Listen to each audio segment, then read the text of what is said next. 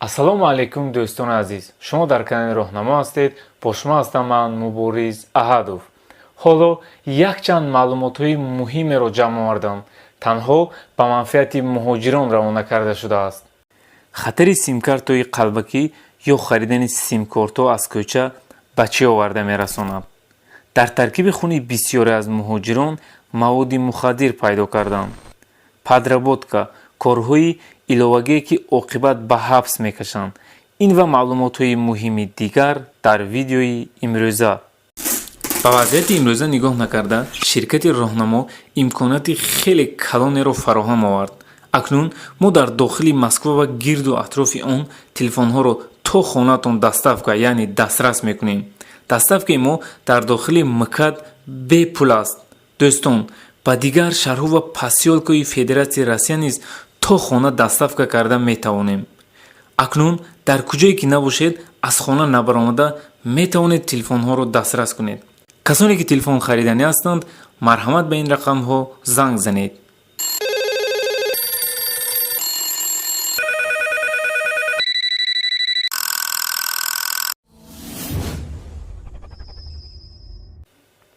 дӯстони азиз, ман ҳам муҳоҷир ҳастам.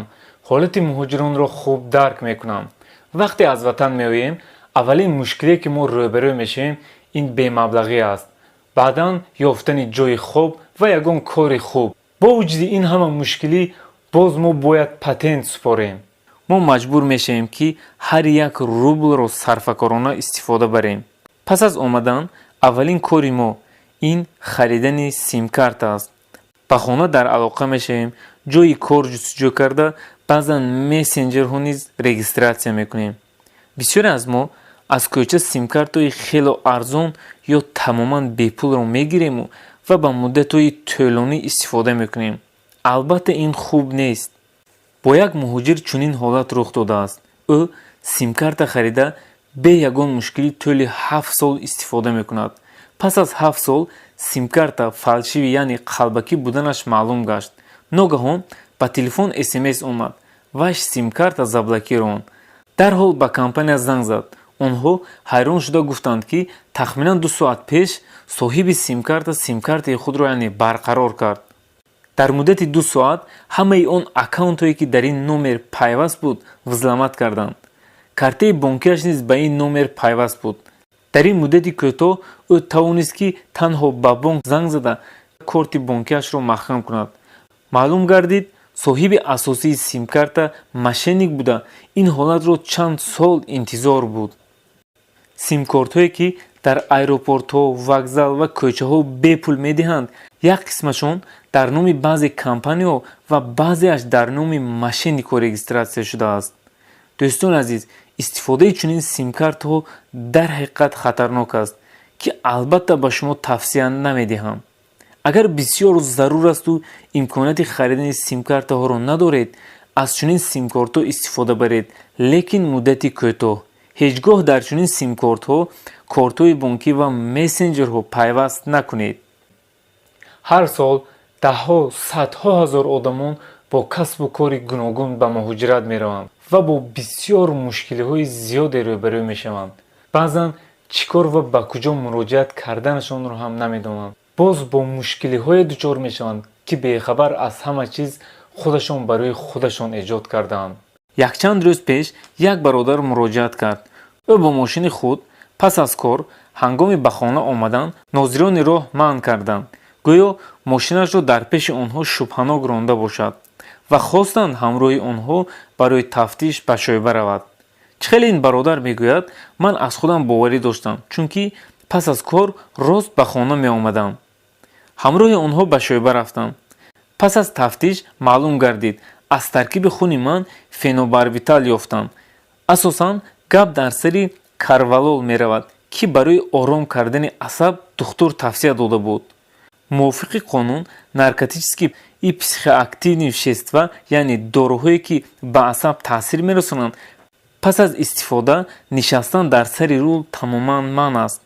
аз ҳамин сабаб праваи ин бародарро ба муҳлати 2 сол решат карданд ва ин бародар хост ки инро мо ба дигарон расонем, то дигарон аз ин огаҳ бошанд. хуб мешуд ҳангоми супоридани патент низ эҳтиёткорона рафтор мекардед.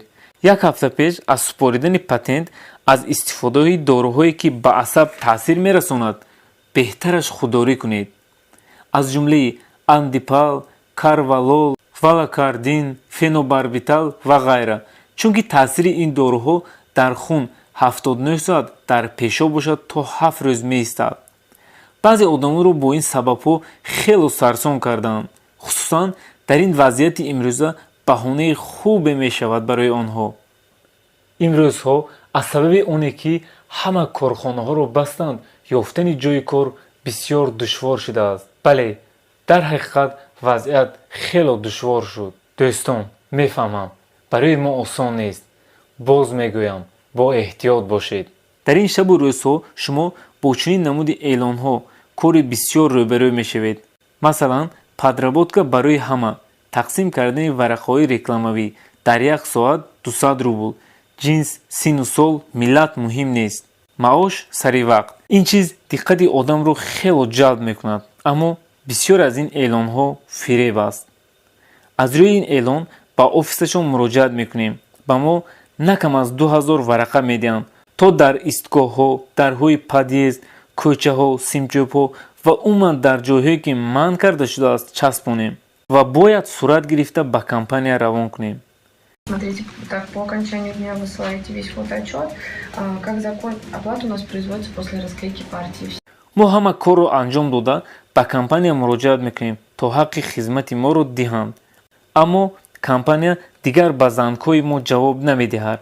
агар хостем рӯбарӯ муроҷиат кунем, аллакай ҳеҷ кас моро дар он ҷо намешиносанд. мо бошем ба ҳеҷ кас муроҷиат карда наметавонем, чунки байни мову ин компания договор вуҷуд надорад. аз ин рӯ худи моро ҳам гунаҳгор мекунанд.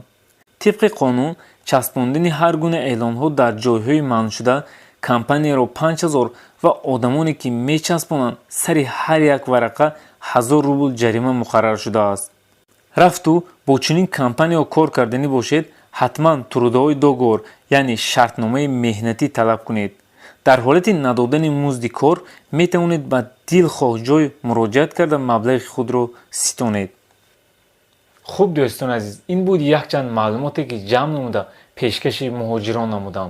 видеоро ба ёру дӯстони худ фиристед то онҳо низ огаҳ бошанд. то видеоҳои оянда худованд ҳамаи шуморо нигаҳбон бошад. хайр.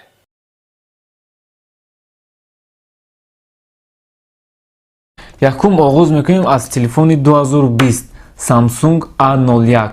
ин телефон ҳамин сол баромад дар соли 2020. биёед акнун кушода мебинем ки ин телефон чӣ функсияи хуб доштааст. экран 5,7 дюйма, двойная основная камера. ду камера дар қафаш доштааст 13 мегапиксел, камераи пеш 5 мегапиксел ва семиядерни протсессор, яъне протсессори Snapdragon 439. ин протсессор дар ин нарх арзанда аст. як бартери дигар доштааст ки бистри заряд поддерживат мекардааст. памяташ 16 гигабайт. хуби дигараш дар он ки ду симкарта ва ҳам карта памят монда мешавад. ҳоло мекушем ба шумо дар бораи ин телефони нав A51 маълумот медиҳем. корпуси телефон аз пластик, экран супер AMOLED диагонал бошад, 6,5 дюйма Full HD+. процессораш Exynos 9611. процессори A50 он қадар бартарии калон ҳам надорад, танҳо 4 камераро поддерживат мекунад.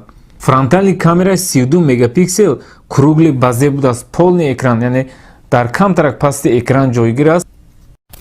5000 мАч барои падарка беҳтарин телефон аст. пеш аз соли нав мо дигар наёфтем ки фурӯшем, ҳамаро мардум харидан.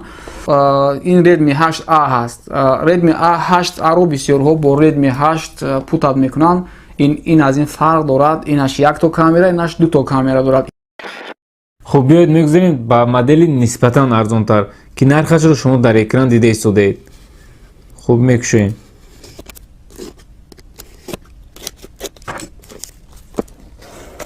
дӯстон азиз, дар бораи ин модел кӯтоҳ маълумот метиҳам. хари 4G, батареяш 2200 мАч. хубияш дар он ки батарея аз ҳама хубаш отпечатки палец доштааст.